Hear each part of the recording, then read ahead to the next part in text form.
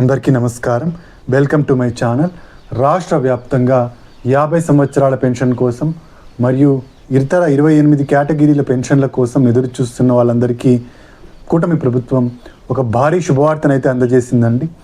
50 సంవత్సరాల పెన్షను మరియు మిగిలిన 28 కేటగిరీల పెన్షన్లకు అప్లికేషన్ల స్వీకరణ చేపట్టబోతున్నట్టుగా ప్రకటన అయితే చేయడం జరిగింది.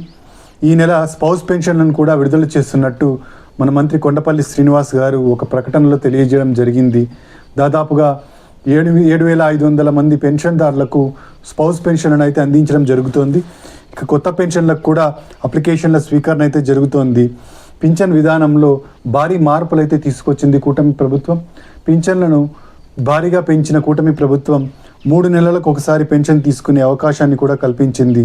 ఒక నెలలో పెన్షన్ తీసుకోకపోతే ఇంకో నెలలో పెన్షను, ఇంకో నెలలో పెన్షన్ తీసుకోకపోతే మరో నెలలో పెన్షను ఇవ్వడానికి ప్రభుత్వం అయితే అన్ని విధాలుగా ఏర్పాట్లు అయితే చేయడం జరిగింది. ఇక జూలై నెల పెన్షన్ 1వ తేదీనైతే రాబోతోందండి. దానికి సంబంధించిన అప్డేట్ ఏంటి, కొత్తగా 50 సంవత్సరాల పెన్షన్ మరియు ఇతర కేటగిరీల పెన్షన్లకు అప్లికేషన్ల స్వీకరణ అయితే చేపట్టబోతున్నారు. ఇది ఎప్పటి నుంచి జరుగుతుంది, అలాగే ఈ మిగిలిన కేటగిరీల పెన్షన్లు ఎప్పుడు విడుదలవుతాయి, ఇలాంటి పూర్తి వివరాలను మనం ఈ వీడియోలో అయితే చూసేద్దామండి. మీరు ఇంతవరకు నా ఛానల్ని సబ్స్క్రైబ్ చేసుకున్నట్టయితే దయచేసి సబ్స్క్రైబ్ బటన్ పైన క్లిక్ చేసి గంట సింబల్ పైన ప్రెస్ చేసి ఆల్ పైన క్లిక్ చేయండి. దీనివల్ల నేను చేసే ప్రతి వీడియో యొక్క నోటిఫికేషన్ మీకు అందుతుంది. ఏపీ ప్రభుత్వ పథకాలకు సంబంధించిన ఏ సమాచారాన్ని మీరు మిస్ అవ్వకుండా ఉంటారు. లైక్ చేయండి, షేర్ చేయండి, వీడియోని ఎక్కడా స్కిప్ చేయకండి, చివరి వరకు చూడండి. దీనివల్ల ఇంపార్టెంట్ పాయింట్స్ మిస్ అవ్వకుండా ఉంటారు. ఇక ఆలస్యం చేయకుండా వీడియోలోకి అయితే వెళ్ళిపోదాం. దేశంలో ఎక్కడా లేని విధంగా 50 సంవత్సరాలకే పెన్షన్ ఇస్తాము అని చెప్పేసి కూటమి ప్రభుత్వం అధికారంలోకి రాకముందు మేనిఫెస్టోలో అయితే ప్రకటించడం జరిగింది. అయితే కేవలం బీసీలకు మాత్రమే 50 సంవత్సరాల పెన్షన్ అందిస్తాము అని చెప్పి కూటమి ప్రభుత్వం మేనిఫెస్టోలో చెప్పడం జరిగింది. ఇప్పుడు ఈ పథకం ద్వారా బీసీలకే కాకుండా ఎస్సీ, ఎస్టీ, బీసీ, మైనారిటీ వర్గాలకు కూడా 50 సంవత్సరాల పెన్షన్ని అందించేందుకు కూటమి ప్రభుత్వం నిర్ణయం అయితే తీసుకోవడం జరిగిందండి. అయితే ఈ 50 సంవత్సరాల పెన్షన్ పొందాలి అంటే ఏ డాక్యుమెంట్స్ కావాలి అంటే ఆధార్ కార్డు ఖచ్చితంగా ఉండాలండి. ఆధార్ కార్డు ఆంధ్రప్రదేశ్ అడ్రస్తో ఉండాలి. ఇక ప్రభుత్వం ఇచ్చిన స్మార్ట్ రేషన్ కార్డు ఏదైతే ఉందో తెల్ల రేషన్ కార్డు, ఆ తెల్ల రేషన్ కార్డు ఉండాలి. అంతేకాకుండా ఏ వ్యక్తి అయితే పెన్షన్కి అప్లై చేస్తున్నాడో ఆ వ్యక్తి ఈకేవైసీ అనేది పూర్తి చేసి ఉండాలి. ఈకేవైసీ అంటే రేషన్ కార్డులో ఈకేవైసీ చేయించుకోమని ప్రభుత్వం ఎన్నో రోజుల నుంచి అప్డేట్ అయితే ఇస్తోందండి. మీరు ఇంతవరకు ఈకేవైసీ చేయించుకున్నట్టయితే దగ్గరలో ఉన్న రేషన్ దుకాణానికి వెళ్ళి మీ ఆధార్ కార్డు ఇచ్చినట్టయితే మీ వేలి గుర్తులు తీసుకొని వాళ్ళు ఈకేవైసీ అయితే చేయడం జరుగుతుంది. లేదా మీరు సచివాలయంకి వెళ్ళి అక్కడున్న అధికారులను కలిసినట్టయితే వాళ్ళైనా మీకు ఈకేవైసీ ప్రక్రియను అయితే పూర్తి చేయడం జరుగుతుంది. కాబట్టి ఈ 50 సంవత్సరాల పెన్షన్కి ఎవరు అప్లై చేసుకోవాలనుకుంటున్నారో వాళ్ళు ఖచ్చితంగా ఈకేవైసీ అయితే చేయించుకోండి. ఇక క్యాస్ట్ సర్టిఫికేట్ ఉండాలండి, ఇన్కమ్ సర్టిఫికేట్ ఉండాలి. ఈ క్యాస్ట్ సర్టిఫికేట్ ముఖ్యంగా 50 సంవత్సరాల పెన్షన్కు ఎస్సీ, ఎస్టీ, బీసీ, మైనారిటీ వర్గాల్లో ఏదో ఒక వర్గానికి చెందిన క్యాస్ట్లో ఉండాలన్నమాట. ఓసీ క్యాస్ట్లకు మనకు రావు కాబట్టి 50 సంవత్సరాల పెన్షన్ ఖచ్చితంగా ఈ వర్గాలకు చెందిన వాళ్ళకి మాత్రమే పెన్షన్ ఇవ్వడం జరుగుతుంది.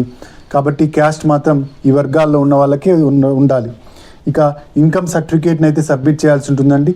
తర్వాత 6 నెలల సరాసరి కలిగిన కరెంటు బిల్లును అయితే సబ్మిట్ చేయాల్సి ఉంటుంది. ఇది కరెంట్ ఆఫీస్కి వెళ్ళి మనం తీసుకోవచ్చు అనమాట. కరెంట్ ఆఫీస్కి వెళ్ళి మన కరెంటు బిల్లు ఇచ్చినట్టయితే 6 నెలలకు సంబంధించిన సరాసరి బిల్లును అయితే ఇవ్వడం జరుగుతుంది. ఇది నెలకు 300 యూనిట్ల కన్నా తక్కువ ఉండాలి, అప్పుడే మీకు పెన్షన్ అయితే రావడం జరుగుతుంది. ఇక నెక్స్ట్ ఆధార్ అప్డేట్ హిస్టరీ ఉండాలి. అంటే మీరు గతంలో ఎప్పుడు వయసు మార్చుకోనట్టుగా ఒక ప్రూఫ్ అయితే ఉండాలి కదండి. తక్కువ వయసు ఉన్న వాళ్ళు ఎక్కువ వయసు రాయించుకొని పెన్షన్ తీసుకునే అవకాశం ఉంటుంది. కాబట్టి అలాంటి పొరపాట్లు జరగకుండా ప్రభుత్వం ఆధార్ అప్డేట్ హిస్టరీని అయితే అడుగుతోందనమాట. ఇది నెట్ షాప్లోకి వెళ్ళినట్టయితే మీరు మీ ఆధార్ నంబరు, ఆధార్ లింక్ అయిన ఫోన్ నంబరు తీసుకెళ్ళినట్టయితే వాళ్ళు ఆధార్ అప్డేట్ హిస్టరీని మీకు అందించడం జరుగుతుంది. ఈ డాక్యుమెంట్ని కూడా మీరు అప్లికేషన్తో పాటు జతపరచాల్సి ఉంటుంది. ఇక అర్హతలు చూసినట్టయితే ఆంధ్రప్రదేశ్ నివాసి అయి ఉండాలి. అంటే ఆధార్ కార్డులో ఆంధ్రప్రదేశ్ అడ్రస్ ఉండాలండి. 50 సంవత్సరాలు నిండి ఉండాలి. 50 సంవత్సరాలు ఇద్దరికి నిండి ఉన్నట్టయితే ఇంట్లో ఇద్దరికి పెన్షన్ ఇవ్వడం జరగదండి. కేవలం ఒకరికి మాత్రమే పెన్షన్ అయితే ఇవ్వడం జరుగుతుంది.